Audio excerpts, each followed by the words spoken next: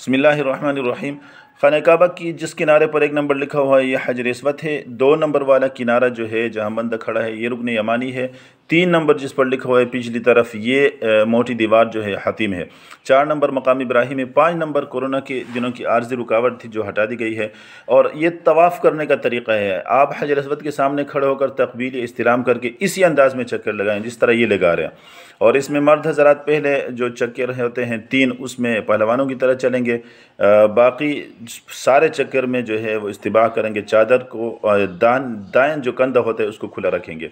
और हतीम के पीछे से होकर आप आएंगे, रुकन यमानी को हाथ लगाएंगे और दूर से जाना हो तो फिर हाथ लगाने की भी ज़रूरत नहीं है, इशारा की ज़रूरत भी नहीं है। हजर अस्वद के सामने दोबारा आएंगे, तकबीर इस्तिलाम करेंगे तो एक चक्कर, इस तरह आप 7 चक्कर मुकम्मल करेंगे। मकाम इब्राहिम में 2 रकअत नमाज़ पढ़ेंगे।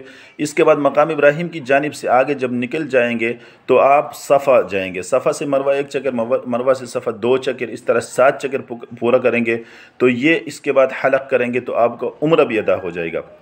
तवाफ़ का यही तरीक़ा है, चाहे तवाफ़ हज का हो या तवाफ़ जो है वो उम्रे का हो।